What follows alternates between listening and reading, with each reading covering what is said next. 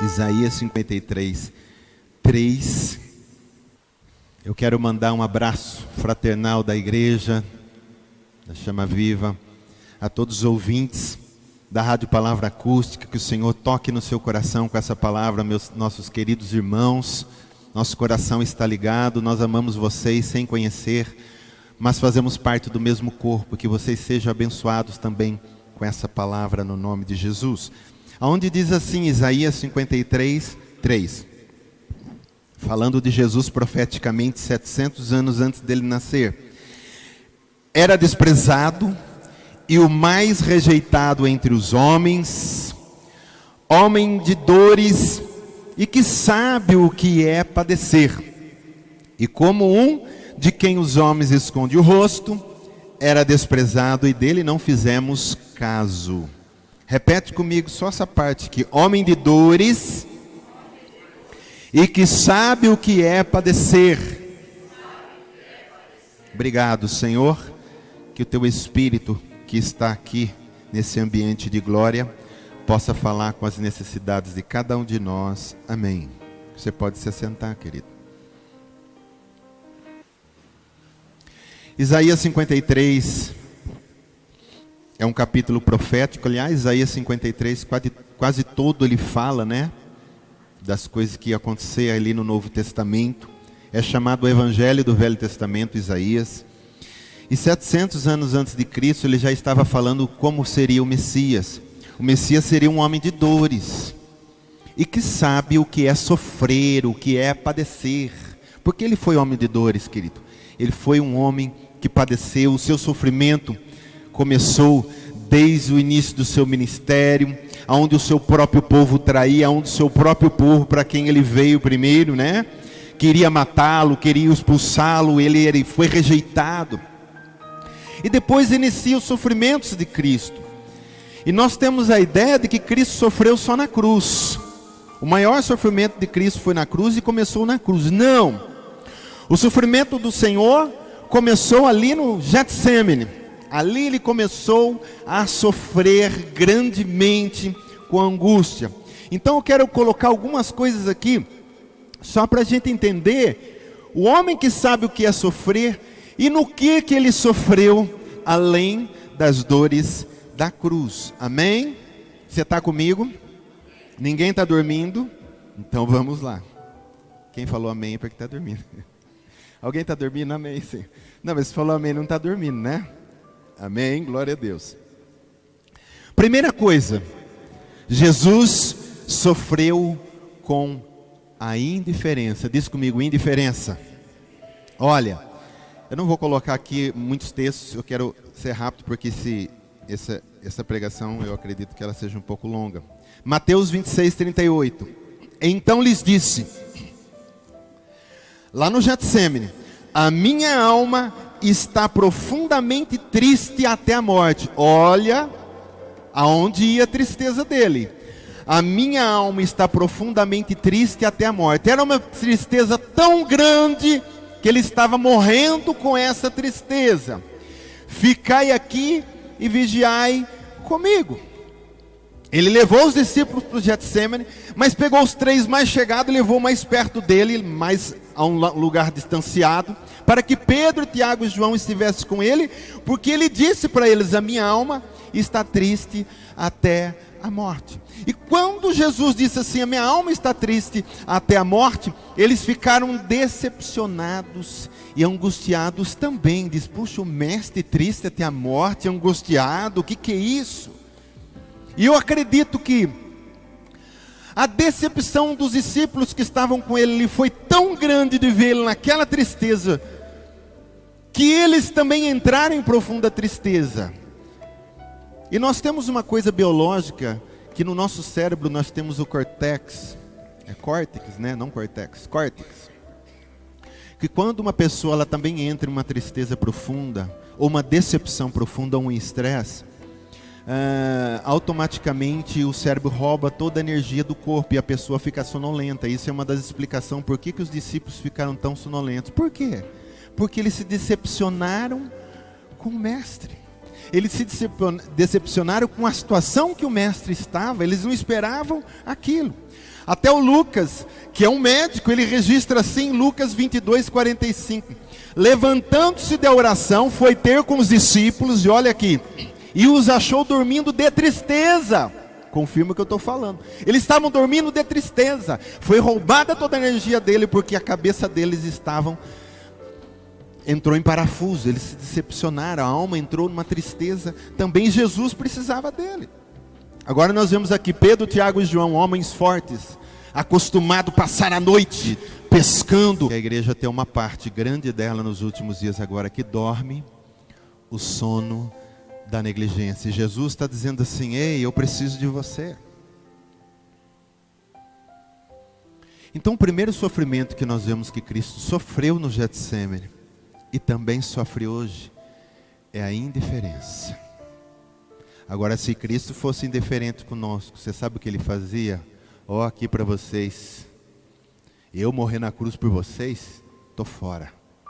Aliás, ele estava sofrendo por causa desse momento, querido, em que ele seria separado da glória do Pai, por causa do meu e do seu pecado. Então, nós somos indiferentes com tantas coisas, querido, com os nossos compromissos diários com o Senhor. Nós não temos leitura, nós não temos vida de oração, nós não temos vida de congregação. Você entendeu? A gente é indiferente com tudo que Deus deixou para a igreja.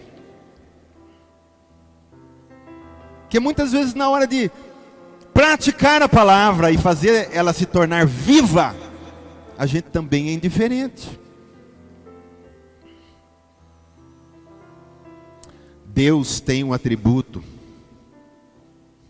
que é onisciência e onipresença. São dois, né?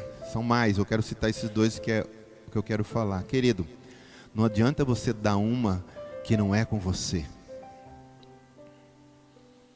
Porque Deus conhece o seu coração. Não adianta você disfarçar, porque Deus conhece o coração de todos os homens. Então, é melhor a gente se acertar na indiferença. Nossa indiferença com o Senhor, nossa indiferença com o irmão, a nossa indiferença com o mundo, porque o mundo precisa de nós, querido. Você sabe que cada ímpio que está lá fora, o espírito deles geme por uma luz, por uma saída, e eles nem sabem quem é essa saída, e você já encontrou. Mas muitas vezes você trabalha do lado de uma pessoa que ainda não tem o Senhor, você estuda do lado, e você fica indiferente em falar de um Jesus tão maravilhoso e poderoso, que pode libertar e salvar e arrancar aquela alma das trevas. E eu digo, Jesus sofre ainda hoje, sim ou não? Sofre. Com o que mais Jesus sofreu? Primeiro a indiferença, querido, ele contava com aqueles discípulos, ele amava aqueles discípulos, ele diz: vou levar comigo, porque eu agora, como filho do homem, estando na carne, eu estou em angústia, eu preciso que eles me ajudem em intercessão. E eles foram indiferentes. 3 vezes ele voltou lá, e não tinha ninguém intercedendo por ele.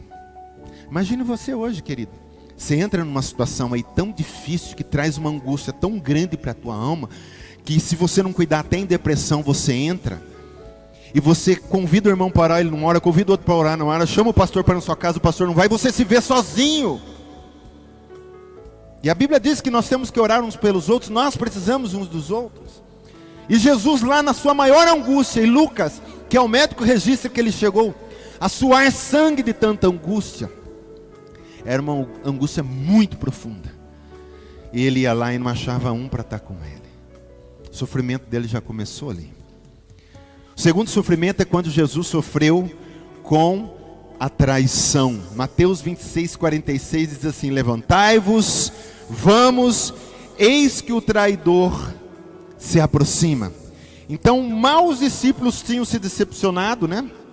Ou melhor, Jesus tinha se decepcionado com a negligência da intercessão dos discípulos, e Jesus já acorda ele e diz: ó, vão acordar, vão levantar, o traidor já está vindo. Depois de 3 vezes de acordá-los.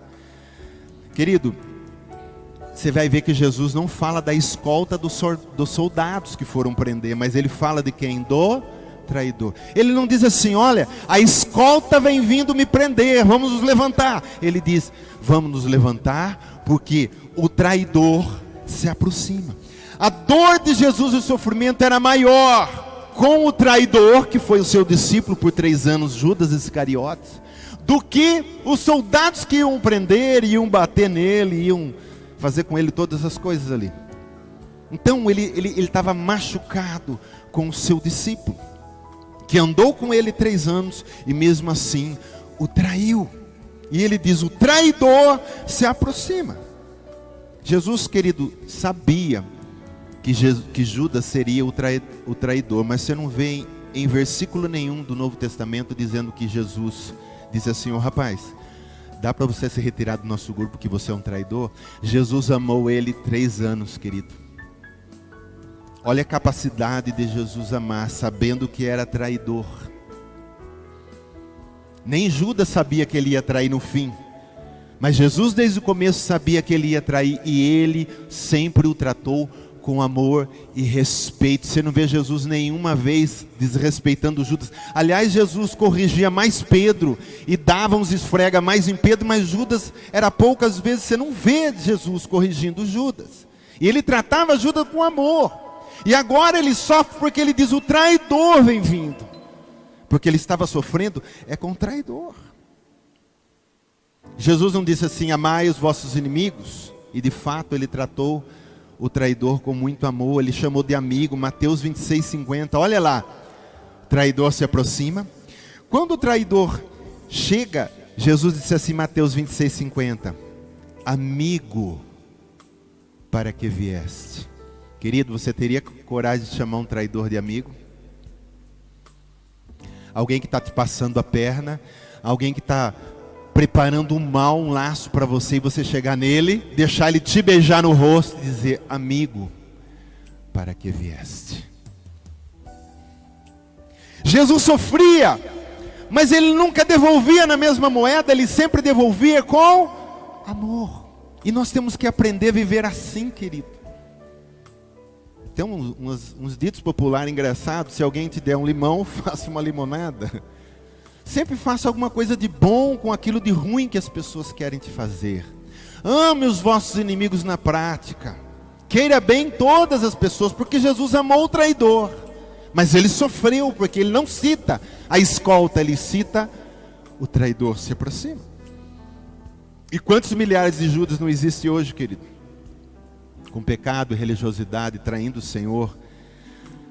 Porque quando a gente sabe a verdade e a gente faz a mentira, nós somos traidor do reino pelo qual nós somos colocados. Um reino que precisa exercer misericórdia, e nós exercemos o quê? Rancor, ira, raiva. E nós traímos o nosso mestre todas as vezes que nós desviamos da sua vontade, porque a vontade de Jesus é que Judas continuasse sendo um apóstolo depois, um pregador da palavra, mas ele traiu o mestre, ele traiu tudo aquilo que ele tinha recebido nas suas mãos, e ele aprendeu muita coisa. Amém? Então o cálice de Jesus não começou na cruz, mas começou ali no jardim do Getsemane. Outra coisa que Jesus sofreu com abandono. Após o beijo de traição de Judas, Jesus é preso, e então todos os discípulos fizeram o quê? Foram embora. Marcos 14:27, Jesus já tinha antes profetizado o que ia acontecer. E disse assim: todos vós escandalizareis, porque está escrito: ferirei o pastor e as ovelhas ficarão dispersas. Escandalizar de Jesus e abandoná-lo. Quantos já não escandalizaram do Senhor e já o abandonaram, querido? Porque ele estava sendo preso. Eu acredito que os discípulos tiveram uma decepção que a gente não consegue ver a profundidade, porque eles estavam tão iludidos Um homem que anda sobre o mar, levanta morto para fora, né, do túmulo, e faz tantos milagres. Nunca ninguém conseguiu encostar um dedo nele. Agora, está dando as mãos para ser preso. E ele não faz nada. Eles ficaram decepcionados e abandonaram. Diz, nossa, e agora? O que a gente faz?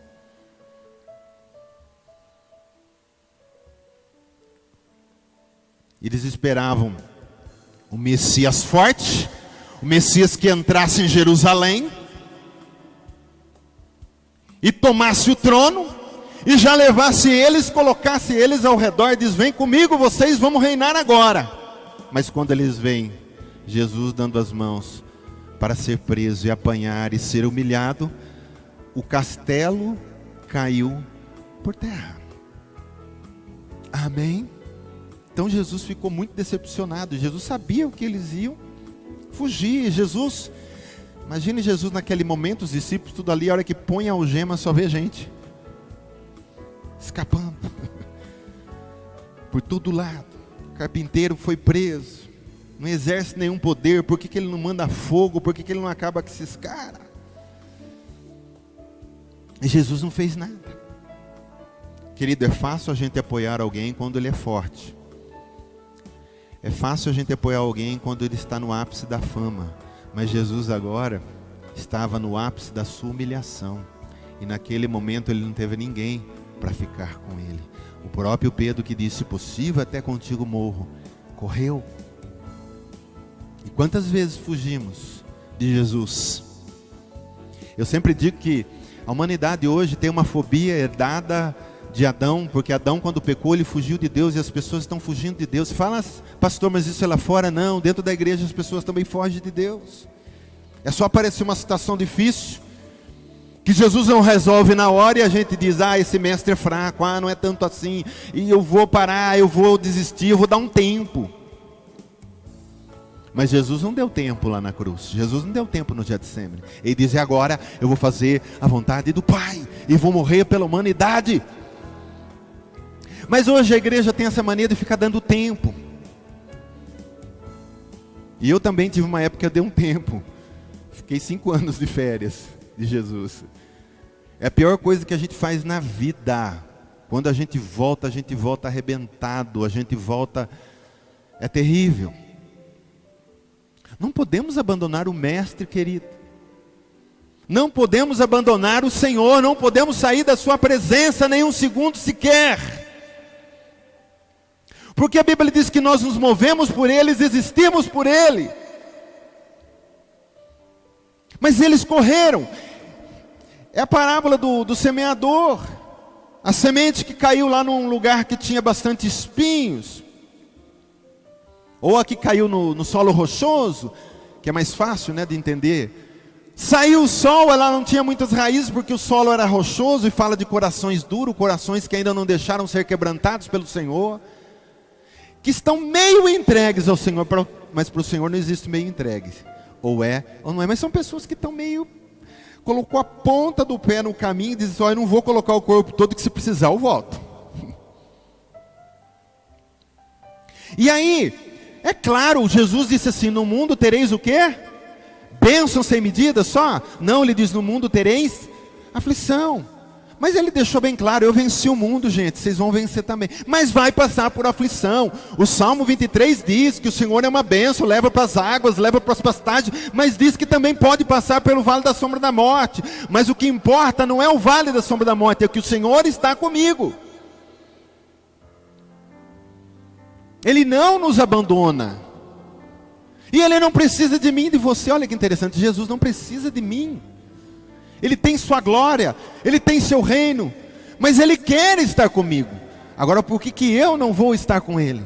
Aí vem as lutas, aí parece que portas se fecham, aí parece que está caindo o mundo, e a gente ora, e não é sempre que Jesus dá a resposta na hora, às vezes Ele dá, mas às vezes Ele diz, filho, não pode ser agora. Mas tem muita gente, quando recebe um não de Jesus, ou espera um pouco, sabe o que ele faz? Ele vai embora, porque às vezes ele até entende que Jesus é como os discípulos estavam enxergando, é um fracote, Jesus não pode fazer todas as coisas, não. E ele abandona o Senhor. Querido, nós temos que ter o coração daqueles 3 jovens que estavam lá na Babilônia. Tocaram a trombeta para adorar uma estátua e eles, como judeus, não adoram nada a não ser Deus. E eles não se prostraram. Isso é estar com Deus em todo e qualquer momento e obedecer de verdade. É como o Senhor falou, não pode dobrar. Eu não dobro. Aí chamaram os 3 e diz assim: olha, acho que vocês não entenderam. Eu vou falar mais devagar e vai ter um cara desenhando para vocês. Vocês têm que se dobrar diante da estátua. Ele desenhou um cara dobrado assim. Olha o desenho, entenderam? Eles disseram assim: agora nós também vamos desenhar para você. Nós não vamos dobrar diante da estátua, porque nós servimos ao Deus vivo, ao Deus do céu. E se o Senhor quiser jogar nós na fornalha, jogue. Se Deus quiser livrar, Ele livra. Isso que, essa parte que eu quero que vocês entendam. Se Deus quiser livrar, Ele livra. Se Ele não quiser, Ele continua sendo Deus e nós continuamos sendo seus servos. Vamos virar churrasquinho, mas vamos para o Pai. Agora, os crentes hoje morre de medo de uma fornalha, morre de medo de uma tempestade, morre de medo de faltar um pouco de dinheiro, morre de medo de perder os amigos. Querido, você tem tudo, você tem Jesus. Ele nunca vai te abandonar, Ele é seu melhor amigo. Em tempestade, em fogo, Isaías diz: estará comigo, não te queimarás. Se andar pelas águas não te afogarás. Eu sou contigo, estendo o braço direito e te ajudo. E a gente não tem esse versículo no nosso coração claro. A primeira dificuldade, a gente quer ir embora. Quando eu falo a gente, eu falo de uma maneira geral, viu, querido? Estou falando que você está na situação. Mas se estiver, é para você corrigir. Se não estiver, serve para reforçar. Quando as pessoas se ameaçarem, querido, não tenha medo das ameaças. Tenha medo de não servir ao Senhor. Tenha medo de não estar com o Senhor. Tenha receio de não fazer o que é a vontade de Deus. O que homens vão falar ou deixar de falar, isso não importa. Glória a Deus. Então Jesus sofreu aqui abandono. Todos foram embora. Ficou ninguém. Agora ele estava só, sem poder exercer nenhum dos seus poderes. Ele poderia, mas por mim e por você, ele diz: não vou exercer. Outra coisa que Jesus sofreu foi com a negação. Pedro, que tinha negado tantas coisas na sua vida para servir ao Senhor, ele negou trabalho, largou sua pesca, até a sua família, porque ele tinha uma família, ficou um pouco, porque ele ia com o Senhor, mas voltava, ele tinha os seus trabalhos domésticos também, o seu compromisso doméstico, tudo para seguir o Mestre. Jesus, Pedro foi uma pessoa que se entregou assim, querido, de corpo e alma, e entrou. E ele que sempre dizia: Senhor, para onde nós iremos se só o Senhor tem palavras de vida eterna? A gente não pode ir para outro lugar, o Senhor é tudo na nossa vida. Pedro se entregou de uma maneira, querido, profunda mesmo ao Senhor. Talvez por ver Jesus acalmar a tempestade, levantar mortos e mandar o vento parar, ele diz: eu vou lutar com esse homem até o fim, de peito aberto, contra os seus inimigos, porque certamente ele fará algum milagre e vai nos livrar da morte. Jesus não era bobo, Pedro não era bobo, ele estava vendo. Anda na água, fala com o vento ouve, querido. Já viu o vento tem entendimento, mas Deus fala com o vento para e o vento parou. E Pedro, vendo tantas coisas, ele diz: eu luto com esse cara até o fim. Por isso que eu falo, é fácil, né? Eu vou com ele. Se o inimigo vier, não tem problema, ele vai fazer um milagre e vai nos livrar da morte. Mas não foi isso que aconteceu. Quando Jesus foi levado para o Sinédrio naquela noite, depois que eles todos fugiram, acho que Pedro quis até dar uma, como é que eu posso dizer, cobrir um erro que ele acabou de fazer, que foi fugir. Ele diz: não, é melhor eu voltar lá no pátio e eu tentar ficar perto, porque, para não perder uma estrelinha. E ele foi lá no pátio. Ele viu Jesus ser humilhado, espancado, levar soco, levar cuspidas. E talvez Pedro entrou também em colapso ali. E quando ele viu que Jesus realmente não reagia, ele negou Jesus 3 vezes. Eu acho que isso é uma dor muito profunda. Alguém falar que não te conhece. Pensou, você tem um melhor amigo e está numa situação que alguém pergunta, você conhece o fulano? Ah, não, nem conheço. Porque você não quer se dar mal com aquele grupo que está ali por causa do outro que você disse ser seu amigo. E Pedro dizia, não conheço não. Ó, rapaz, você fala, você é galileu, você fala a linguagem deles lá. Eu não conheço. Mas quando ele negou a 3ª vez, eu não lembro se é o Lucas, qual evangelho que foi, dá um detalhe que Jesus saiu de um lugar para ir para outro, passou pelo pátio onde estava. Pedro tinha acabado de negar a 3ª vez e Jesus fixa o olho nele. E ele, quando olha para Jesus, diz que chorou amargamente. Eu acho que ele dizia no seu coração, como que você pôde negar o mestre? Negação, querido.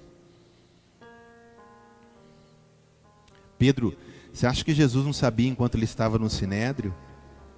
Jesus quando estava no Sinédrio lá apanhando, você acha que ele não sabia que Pedro estava negando ele lá fora? E eu acredito que os sulcos da alma de Jesus doía mais do que os sulcos dos reios da pancada que ele tomava no corpo, porque era o sulco da negação. Um dos seus melhores discípulos falando que não o conhecia, isso dói na alma, e Jesus sofreu isso ali, querido, pelo seu amigo. Mas Jesus não desistiu de Pedro, embora Pedro tenha desistido de Jesus e o negado. E jamais encontraremos alguém que ama como esse homem Jesus, que nós negamos, que nós traímos, que nós abandonamos, e ele mesmo assim quer o nosso coração, quer entrar em nós, quer fazer maravilhas dentro de nós. É um Deus que não desiste. Diz para quem está do lado, Jesus não desiste de você. E diz para ele assim, mesmo que você desista dele. Quantas vezes, querido, nós também não negamos Jesus, como Pedro, na escola, no trabalho,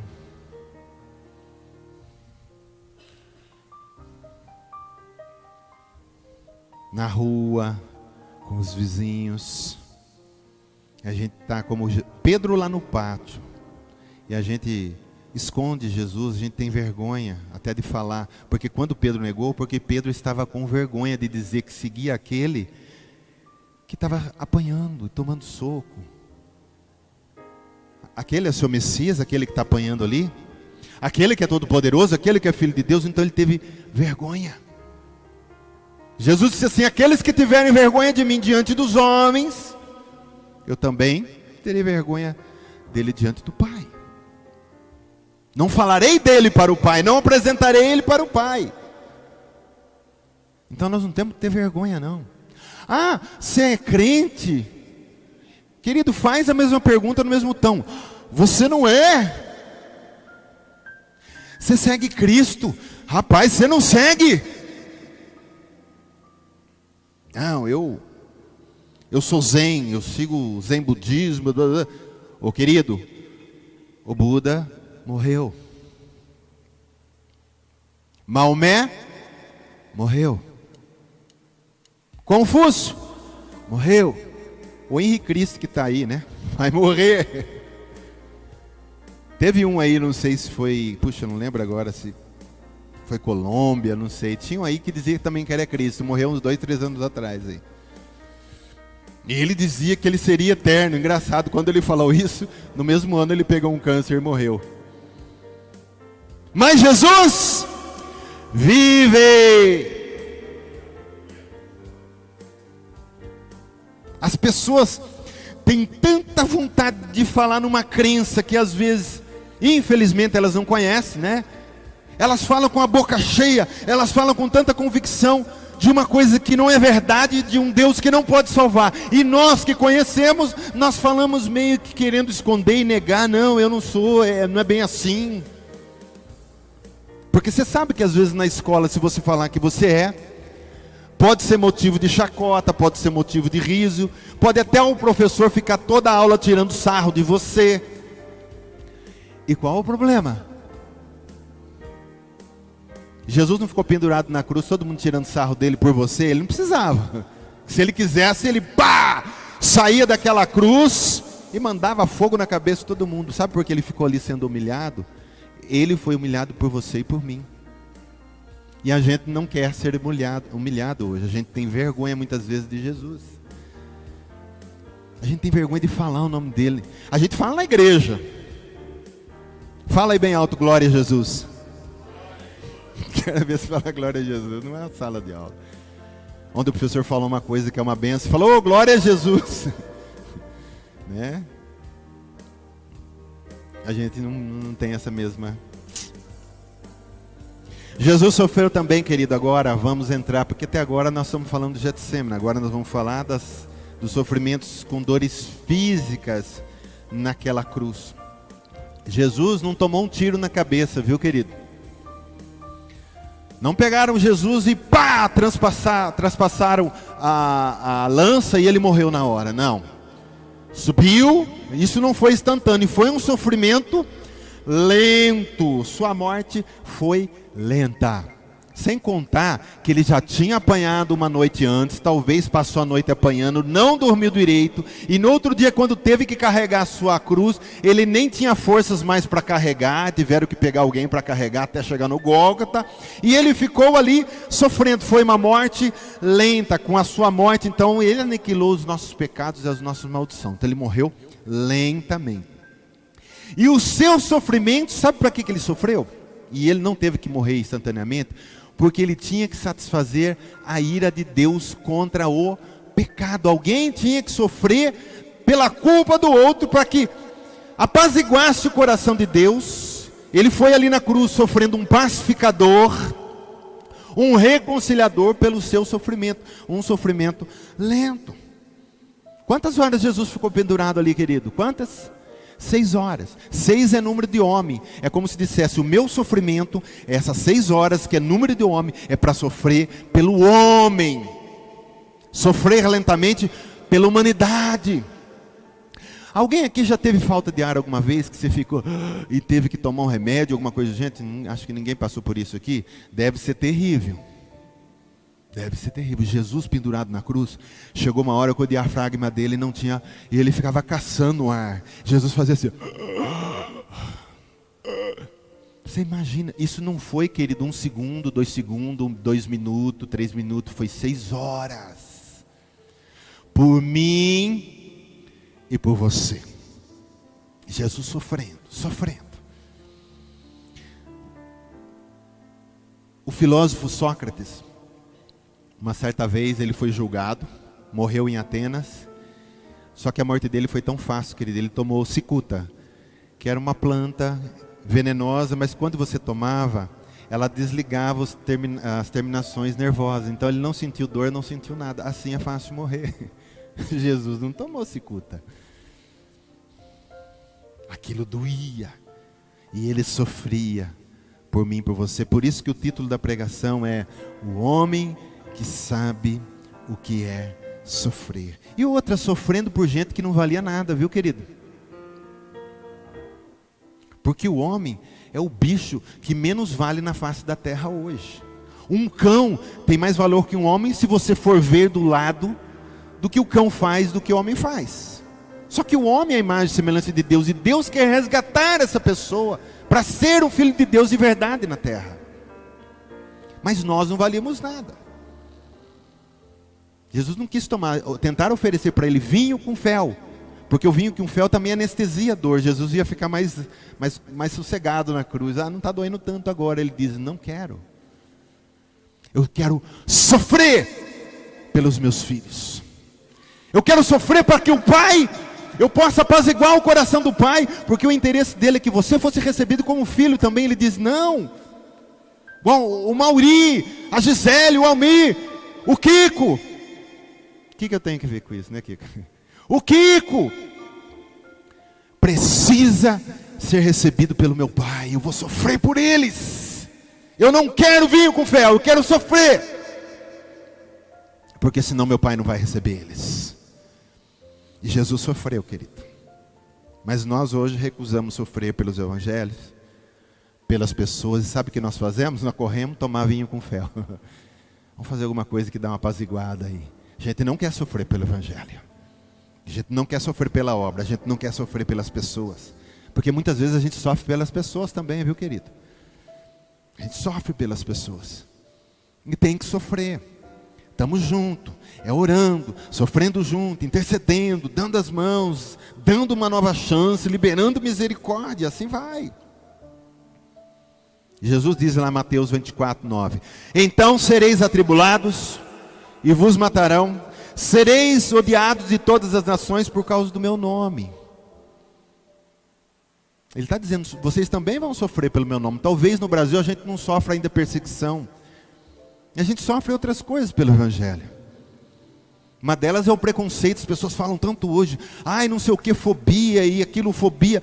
Nunca ninguém fez uma lei contra a cristofobia, fobia de cristão, que os que mais são que têm preconceitos, queridos, são os cristãos. As pessoas tiram sarro o tempo todo, chamam de crentola, chamam disso, chamam de bitolado. Não tem lei para isso.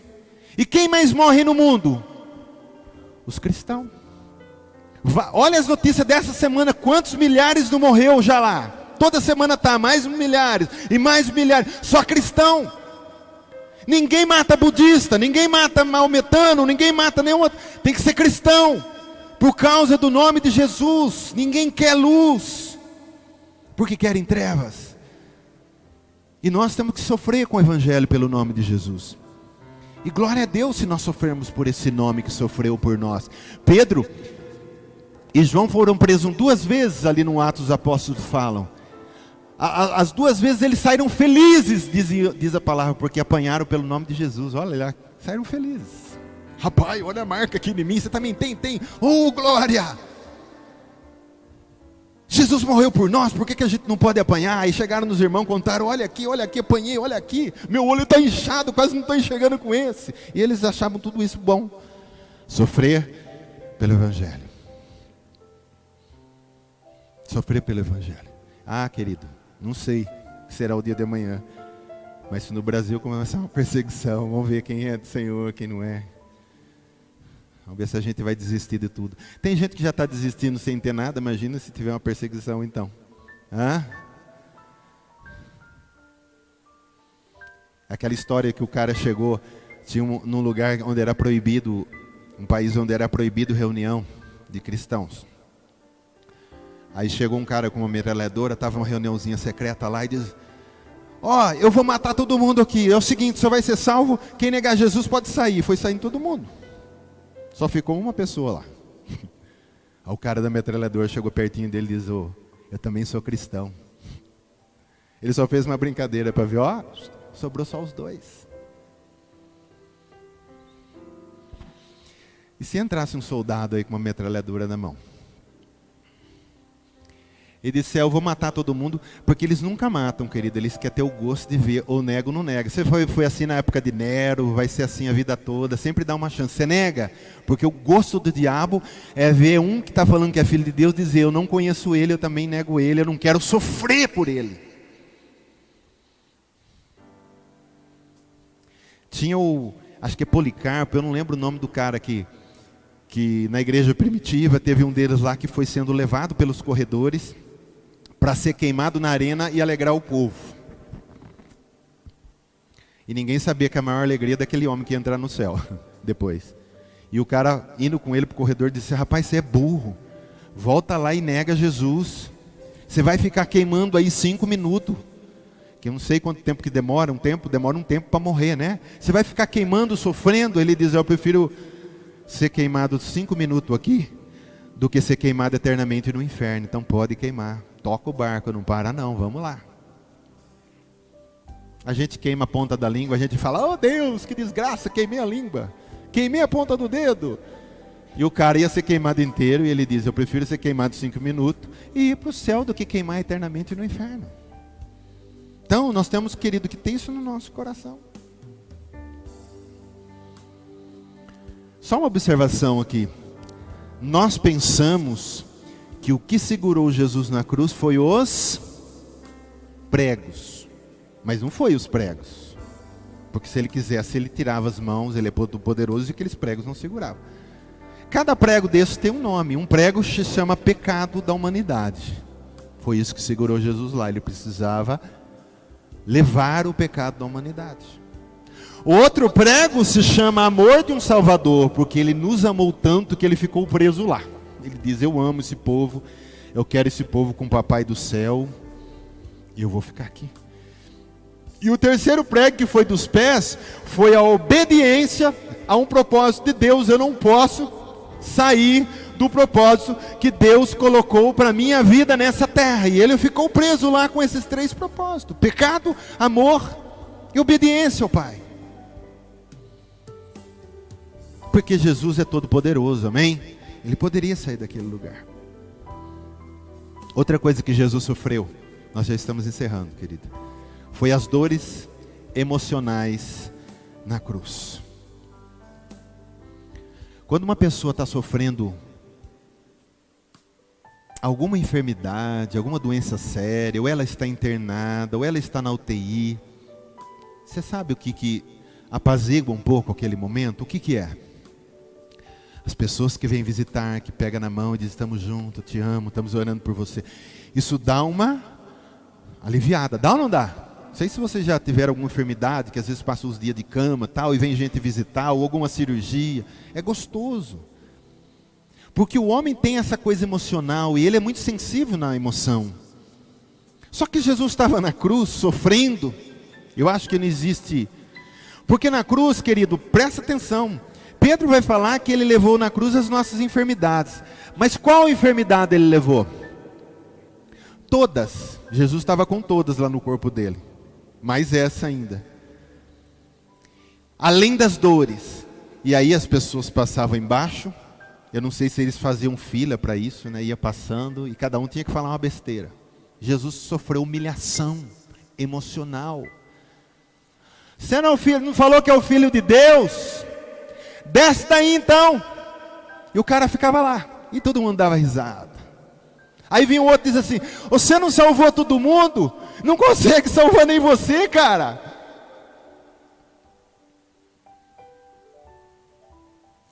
Os sacerdotes, eles eram os primeiros. O trem, que é uma desgraça, é religião, né, gente? A pessoa religiosa, ela faz coisas terríveis. Por causa da religião, foi mortos mais cristãos do que Hitler matou. A igreja romana matou mais do que Hitler. Religião é uma desgraça. Se perguntarem se você tem religião, diz: não tem religião, eu tenho Jesus Cristo. Ou se quiser falar: minha religião é Jesus Cristo, é uma pessoa. E os religiosos, queridos, tiravam sarro. Se tivesse naquela época celular, eles iam filmar, eles iam fazer graça, botar no YouTube, botar no Face, para ver as graças. E Jesus, você sabe que ele estava ouvindo tudo. Aquilo doía na alma dele, dizendo: puxa, eu vim para salvar esse povo, e eles vêm aqui me afrontar. Eu estou morrendo por eles, e eles nem sabem. Por isso que Jesus disse assim: perdoa, Pai, eles não sabem nem o que estão fazendo. E não sabiam mesmo. O texto vai relatar que ali só tinha algumas mulheres. Ó, as mulheres nota 10, viu? Amém? Mulher é um bicho corajoso, sim ou não? Ó, só tinha mulher ali. As mulheres que acompanhavam ele em todas as missões estavam todas lá, chorando, ouvindo as humilhações, ouvindo Jesus lá. Você imagina, você vê um mestre seu lá, assim, morrendo, os outros tirando sarro, e você lá. Que o texto só cita um homem, que é João. O resto eram as mulheres. Eram poucos que estavam ali. Talvez tenham muitos de longe vendo só, mas não podiam estar ali. Então, emocionalmente, Jesus sofreu muito, querido. Jesus sofreu muito. Já sofreu uma profunda angústia de morte no Getsemane. Agora você imagina numa cruz. Esse homem sabe o que é sofrer. Ele sabe o que é padecer. Por isso hoje, querido, se você sofre, se você padece, clame por ele, porque ele sabe o que é padecer. Ele pode te socorrer nas suas tribulações. Quando você fala assim, não tem como falar isso mais depois que Jesus se encarnou. Ah, Deus, o Senhor é Espírito, não sabe o que é ser um homem. Aí Jesus vai falar assim, ô cabeção, eu já tive aí, eu sou Deus, eu sei o que é ser homem. Eu sei o que o homem sofre, eu sei o que o homem precisa. Clame a mim, que eu te respondo. Então, se você estiver sofrendo, saiba que ele também sofreu. E o nosso sofrimento não chega nisso, não chega a nada perto do que ele sofreu, viu? Porque ele levou as desgraças da humanidade toda, as enfermidades da humanidade toda, as maldições da humanidade toda. Não tem ninguém que levou tanta porcaria e tanto lixo num dia só, num lugar só, de toda a humanidade. Aí você pensa, mas só de quem estava vivo? Não, de quem já tinha morrido antes, de quem estava vivo e de quem ainda ia nascer. E de todos que ainda vão nascer, ele levou tudo nele. Porque ele, como Deus é atemporal, ele é o tempo todo, ele trouxe tudo para ele. Então ele sofreu muito emocionalmente. E por último eu quero falar de um último abandono. Vamos ver se você sabe qual que é o último abandono que Jesus teve. Do Pai. Você pensou? Não bastasse os discípulos, não bastasse o seu povo que o rejeitou, não bastasse as humilhações e a dor física, agora o que o Pai faz? O Pai o abandona. Por volta das 3 horas da tarde, o que ele clama? Deus meu, por que me desamparaste? Olha que angústia profunda, essa foi para fechar com chave de ouro mesmo. Por que me desamparaste? E essa palavra desamparar aqui no original significa deixar totalmente abandonado, desamparado, desertar. Agora, você sabe por que o Pai o abandonou? Alguém pode me responder? Por causa de todo o seu lixo que estava lá.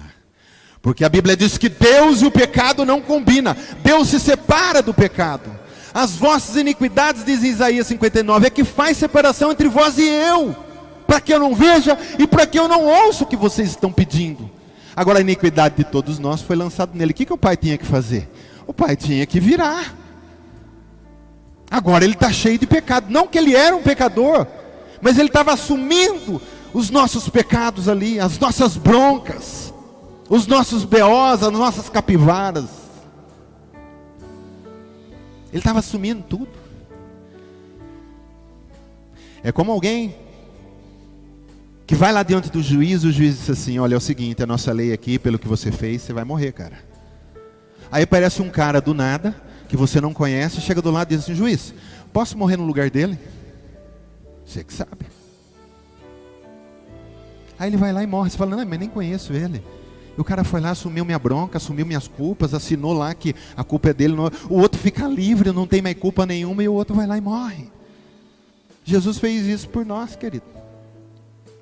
Fez isso por nós. Então ele estava totalmente desamparado, desertado, pelos meus pecados, pelos seus pecados que foram lançados sobre ele. Você imagina, você tem um filho, todo mundo aqui ama os filhos, sim ou não? Sim ou não? Você também ama? Todo mundo ama o filho. Agora eu pergunto para você que é pai e que é mãe. Imagine que você tem um filho de 7 anos. Você está indo, caminhando, de repente rodeia um monte de meninos e começa a bater no seu filho. E bater no seu filho, e você vira as costas e vai embora, e deixa ele lá. E o seu filho olhando você, que era a sua segurança, a segurança dele, que ele tinha você como, né, alguém que é um protetor, e de repente você vira as costas e vai embora, e deixa... Você imagina a cabeça do menino como que não fica? Jesus passou por esse momento. Meu Deus, por que me desamparaste? Mas você está entendendo, querido, não é porque o Pai fez isso, porque quis, o Pai fez isso por causa do meu pecado e do seu. Dá para você entender a profundidade da coisa? O Pai também sofreu. Quando o Pai virou as costas, o Pai também sofreu. O Pai não quis ver o seu filho morrendo, o seu filho levando o pecado. Mas foi para isso que o Pai enviou ele ao mundo. Para que todo aquele que nele crê não perecesse, mas tivesse vida eterna. O pai não queria ver. A natureza não queria ver. Eu não sei, querido, o que aconteceu. Creio eu que possa ser um eclipse, porque diz que o sol ficou escuro, um dos escritores. E ele não disse que o mundo ficou, ele disse que o sol escureceu. O que você entende? Não estou falando que seja isso 100%, mas que indique isso, que talvez teve um eclipse, porque da meio-dia, né, que é o sol mais escaldante, até as 3, a natureza estava pregando e dizendo: nem nós queremos ver o que está acontecendo com o Filho de Deus nesse exato momento da história. A terra tremeu de angústia pelo Filho de Deus morrendo por nós. A terra tremeu.